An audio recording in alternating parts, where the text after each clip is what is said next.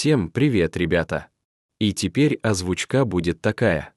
Прошу прощения за долгое отсутствие, но не суть. Сегодня я покажу вам секретки в Тавере.